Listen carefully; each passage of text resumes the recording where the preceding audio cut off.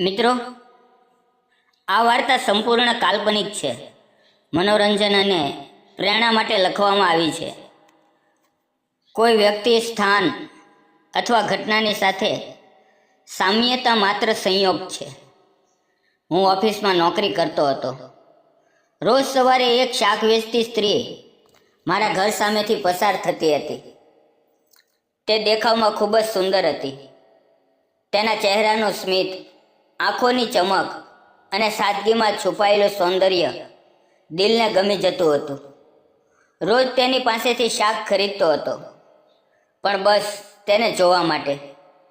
એક દિવસ તે મારા ઘરના દરવાજા પર આવી. હાથમાં તાજા શાકભાજીની ટોપલી હતી.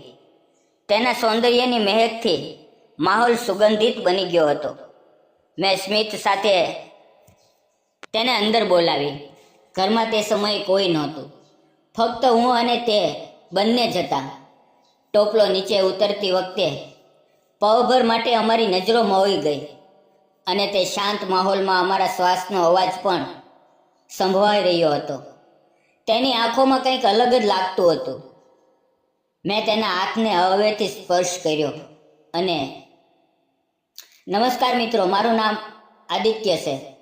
મારી ઉંમર 35 વર્ષની છે અને હું એક કંપનીમાં કામ કરું છું.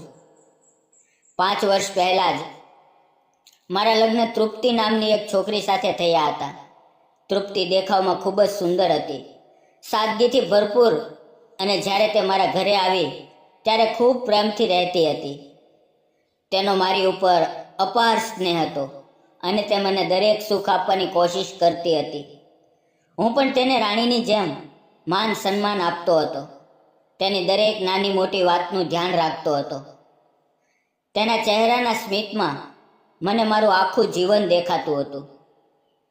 ધીરે ધીરે સમય પસાર થતો ગયો અને થોડા સમય પછી તૃપ્તિ ગર્ભવતી થઈ. હું અને તૃપ્તિ ખૂબ જ ખુશ હતા. અમે અમારા આવનારા બાળક માટે ઘણા સપના જોયા હતા, પરંતુ કદાચ કિસ્મતને કંઈક જુદું જ મંજૂર હતું. એક દિવસ અમારી જિંદગીમાં એવું તોફાન આવ્યું કે બધું જ ખતમ થઈ ગયું. અમે સગા સંબંધીઓના ઘરે જઈ રહ્યા હતા. પહાડી રસ્તા પરથી નીચે ઉતરી રહ્યા હતા ત્યારે વરસાદ જોરથી પડી રહ્યો હતો અને મને રસ્તો સાફ દેખાતો નહોતો. અચાનક ગાડીનું સંતુલન બગડી ગયું અને ગાડી ઊંડી ખીણમાં પડી ગઈ. ટક્કરથી ગાડીનો દરવાજો ખુલી ગયો અને હું બહાર ફેંકાઈ ગયો. પરંતુ મારી તૃપ્તિ અને તેના ગર્ભમાં રહેલું અમારું બાળક ખીણમાં નીચે ચાલ્યા ગયા અને એક મોટા ધડાકા સાથે મારું બધું જ ખતમ થઈ ગયું. હું જીવી ગયો, પણ અંદરથી સંપૂર્ણ તૂટી ગયો હતો. મમ્મી પપ્પા તો બાળપણમાં જ જતા રહ્યા હતા, તેથી હવે હું સંપૂર્ણ એકલો થઈ ગયો હતો. થોડા મહિનાઓ પછી મેં ઓફિસે જવાનું ફરીથી શરૂ કર્યું. જિંદગીને પાછી પટરી પર લાવવાની કોશિશ કરી, પરંતુ અંદરનો ખાલીપણો વધતો જ ગયો. મારું પોતાનું ઘર હતું, પરંતુ હવે તે મને સૂનું અને વિરાન લાગતું હતું. શાકભાજી લેવા માટે મારે પોતે બજારમાં જવું પડતું હતું, પણ છેલ્લા થોડા દિવસથી મેં જોયું કે એક સુંદર, અંદાજે 28-29 વર્ષની યુવતી રોજ મારા દરવાજા સામેથી શાક વેચવા નીકળતી હતી. એક દિવસ મેં હિંમત કરી તેને અવાજ આપ્યો. તે મારી પાસે આવી. ગોરી રંગત, તેની ટપટપી આંખો, લાંબા ઘના વાળ, માથા પર પલ્લું, હાથમાં ટોપલી. તેના સૌંદર્યનું વર્ણન શબ્દોમાં કરવું મુશ્કેલ હતું. મેં પૂછ્યું, શું છે શાકભાજીમાં? તેણે ધીમા અને મધુર સ્વરે જવાબ આપ્યો, સાહેબ, રીંગણ, બટાકા, મરચાં, કોળ, મેથી, ધાણા, પાલક. તેનો અવાજ એટલો કોમળ અને મીઠો હતો કે મને એક પળ માટે લાગ્યું જાણે વરસાદની ફુવારોમાં બાંસુરીનો સૂર સાંભળી રહ્યો હો. મેં અડધો કિલો રીંગણ અને એક જોડી પાલકની ભાજી લીધી. તેણે 40 રૂપિયા આપવાનું જણાવ્યું. મેં પૈસા આપીને તેને ટોપલો પાછી તેના માથા પર મુકાવી. તેણે મારી તરફ હળવું સ્મિત કર્યું, જે મારા ઘાયલ મન પર મલમ જેવી લાગણી આપતું હતું. અને પછી તે ધીમે ધીમે ચાલી ગઈ. તેની જતા સમયે તેની સુરતને હું લાંબા સમય સુધી જોતો રહ્યો. તે ફક્ત સુંદર જ નહોતી, પણ તેમાં એક શાંતિ પણ હતી જે દિલને મોહી લેતી હતી.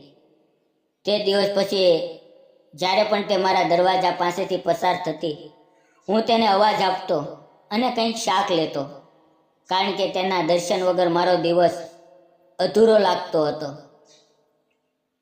એક દિવસ મેં તેને પૂછ્યું, તારું નામ શું છે અને તું ક્યાં રહે છે?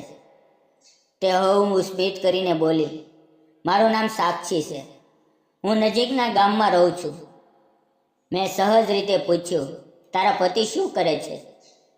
આ સાંભળતા જ તેનો ચહેરો અચાનક શાંત થઈ ગયો. આંખોમાં આંસુ આવી ગયા અને તે ધીમા સ્વરે બોલી, હું વિધવા છું. તે પળે મારા અને તેના દિલ વચ્ચે એક અજાણી દોર બંધાઈ ગઈ. બે તૂટેલા દિલોએ એકબીજાનું દુઃખ અનુભવ્યું અને તે ક્ષણથી તેની હાજરી મારા જીવનમાં એક નવી આશા બનીને આવવા લાગી. મેં તેની માફી માંગી અને કહ્યું, સોરી, તને દુઃખ આપવાનો મારો ઈરાદો નહોતો. તે બોલી, એવી કોઈ વાત નથી સાહેબ. પછી મેં પૂછ્યું, તું આ શાક ક્યાંથી લાવે છે? ત્યારે તેણે કહ્યું, હું મારા માતા પિતાજી સાથે રહું છું. અમારી પાસે થોડી ખેતીની જમીન છે. તેમાં ઉગાડેલા શાક લઈને આવું છું અને લોકોને તાજા શાક ખવડાવું છું. મેં કહ્યું, હા, સાચે જ. તારા લાવેલા શાક તાજા અને ખૂબ સ્વાદિષ્ટ છે. આમ થોડી વાતચીત થઈ. પછી તેણે પૂછ્યું, સાહેબ, તમે શું કરો છો? મેં જવાબ આપ્યો, હું એક કંપનીમાં કામ કરું છું. પછી તે બોલી, તમારા ઘરમાં બીજું કોઈ નથી દેખાતું? તમે એકલા રહો છો? મેં કહ્યું, હા, મારો પણ તારી જેમ જ હાલ છે. 5 વર્ષ પહેલાં મારી પત્ની મને છોડીને ચાલી ગઈ હતી. અમારું કાર એક્સિડન્ટ થયું હતું, જેમાં તે અને તેના પેટમાં રહેલું નાનું બાળક બંનેનું મૃત્યુ થયું હતું. મારી આ વાત સાંભળીને તેની આંખો બંધ કરી દીધી. તેને ખૂબ દુઃખ થયું અને તે મારી પાસે માફી માંગી. સાહેબ, મારો ઈરાદો તમને દુઃખ આપવાનો નહોતો. થોડા દિવસો આમ જ પસાર થયા અને હવે મારી અને સાક્ષીની સારી ઓળખાણ થઈ ગઈ હતી. તે રોજ મારા દરવાજા પર આવતી, શાક આપતી અને ચાલી જતી. એક દિવસ હું બીમાર પડ્યો. ઘરનો દરવાજો અંદરથી બંધ હતો. સાક્ષી સવારના 8 વાગ્યે મારા દરવાજા પર આવી. તેણે દરવાજો ખટખટાવ્યો, પણ 2 થી 3 વાર ખટખટાવ્યા પછી પણ મારી પાસે દરવાજો ખોલવાની તાકાત નહોતી, કારણ કે મને ભારે તાવ હતો. પરંતુ તેનો વારંવાર અવાજ સાંભળી મારી અંદર થોડી હિંમત આવી અને મેં દરવાજો ખોલ્યો, પણ તરત જ નીચે ચક્કર ખાઈને પડી ગયો. સાક્ષીએ આ જોયું.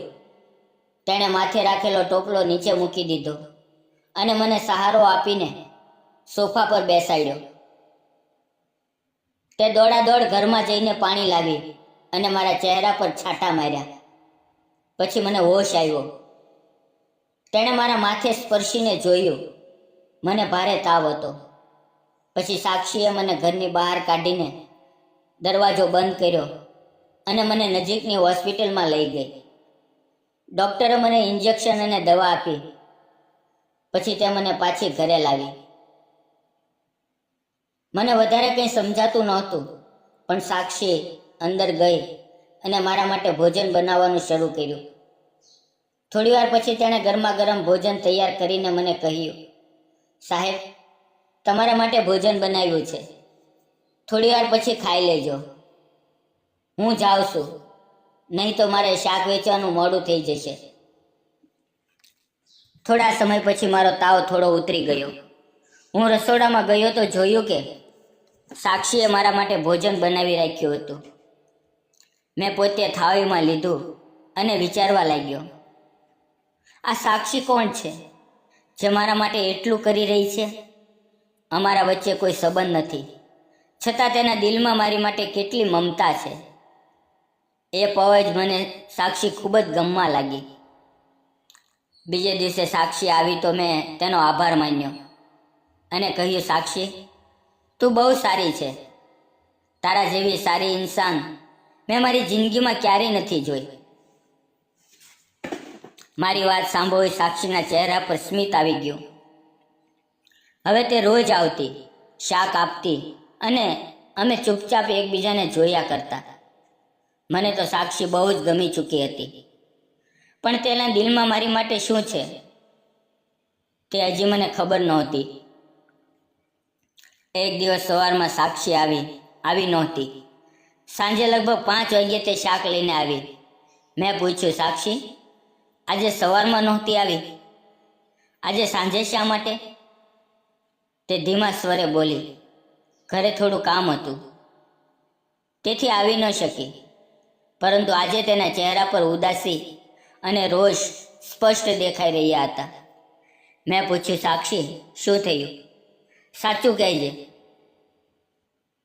તેની આંખો આંસુથી ભરાઈ ગઈ અને બોલી, મારી માં ખૂબ બીમાર છે, હોસ્પિટલમાં દાખલ છે. ડૉક્ટરે કહ્યું છે કે માથાનું ઓપરેશન કરવું પડશે અને તેની માટે 1 લાખનો ખર્ચ આવશે. હું ગરીબ છું, મારી પાસે એટલા પૈસા નથી. હવે હું શું કરું સમજાતું નથી. તેની વાત સાંભળીને મને ખૂબ ઝટકો લાગ્યો અને મને દયા આવી. મેં કહ્યું, 2 મિનિટ ઊભી રહે. હું ઘરમાં જઈને મારી બચતમાંથી 1 લાખ કાઢીને તેના હાથ પર રાખ્યા. તે મારી તરફ જોયા કરતી હતી અને પૈસા લેવાની ના પાડતી હતી. મેં કહ્યું, સાક્ષી, ના ન કર, મારી વાત માન. તે બોલી, હું ધીમે ધીમે તમારા પૈસા પરત કરી દઈશ. મેં સ્મિત સાથે કહ્યું, તું ચિંતા ન કર, ને તારી માનો ઈલાજ કરાવ. પછી મેં કહ્યું, આજે શાક વેચવાનું છોડ, પહેલાં આપણે હોસ્પિટલે જઈએ. અમે બંને હોસ્પિટલ ગયા, પૈસા જમા કરાવ્યા. બીજે દિવસે ઓપરેશન સફળ થયું. સાક્ષી ખૂબ જ ખુશ હતી. કેટલાક દિવસો પછી સાક્ષી સાંજે મારા ઘરે આવી. મારો આભાર માની અને તેણે કહ્યું, સાહેબ, તમે બહુ સારા અને મોટા દિલવાળા છો. તમારી મદદ ન હોત તો મારી મા સાથે કંઈ પણ થઈ શકતું હતું. મેં તેને પાણી આપ્યું અને હિંમત કરીને કહ્યું, મારે તારી સાથે કંઈક વાત કરવી છે. મેં તેનો નાજુક હાથ મારા હાથમાં લીધો. તે મારી આંખોમાં જોઈ રહી હતી. મેં ધીમા સ્વરે કહ્યું, સાક્ષી, તું મને ગમે છે. તારો સ્વભાવ, તારું દયાળુ મન, મને તારા પ્રત્યે પ્રેમ થઈ ગયો છે. મારી સાથે લગ્ન કરીશ? આપણે બંને એકબીજાની જરૂર છે, તને સહારો અને મને તારા જેવા પ્રેમાળ જીવન સાથીની. આ સાંભળીને સાક્ષીના આંસુ વહી ગયા. મેં તેના આંસુ પોચા કર્યા. તે ભાવુક થઈને મને ગળે લાગી અને ધીમા સ્વરે કહ્યું, મને પણ તમે બહુ ગમો છો, તમે બહુ સારા છો. એ પળે અમારા દિલો એકબીજાથી જોડાઈ ગયા. તે દિવસ પછી અમે રોજ મળવા લાગ્યા, એકબીજાને વધુ સમજીને પ્રેમ કરવા લાગ્યા. તેની મા ઓપરેશન પછી 1 મહિનામાં સંપૂર્ણ ઠીક થઈ ગઈ. પછી હું સાક્ષીના ઘરે ગયો અને તેના માતા પિતાની સમક્ષ લગ્નનો પ્રસ્તાવ મૂકી દીધો. તેઓ ખૂબ ખુશ થયા અને થોડા દિવસોમાં જ અમારા લગ્ન થઈ ગયા. હવે હું અને સાક્ષી ખૂબ જ ખુશીથી જીવન વિતાવી રહ્યા છીએ. મિત્રો, જિંદગી ભલે કેટલી પણ મુશ્કેલીઓ આપે, તે આપણને ફરીથી એક નવો મોકો આપે છે.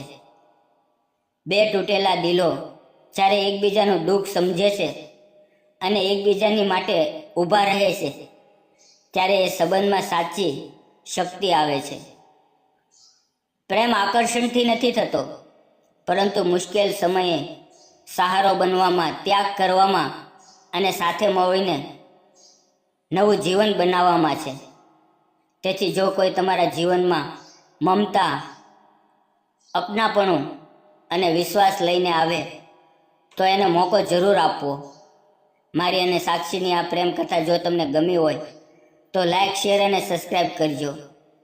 મિત્રો, વિડીયો પૂરો જોવા બદલ આપ સૌ મિત્રોનો દિલથી ખૂબ ખૂબ ધન્યવાદ. ફરી મળશું આવતીકાલે એક નાની એવી વાર્તાની અંદર. ત્યાં સુધી આવજો મિત્રો. ધન્યવાદ.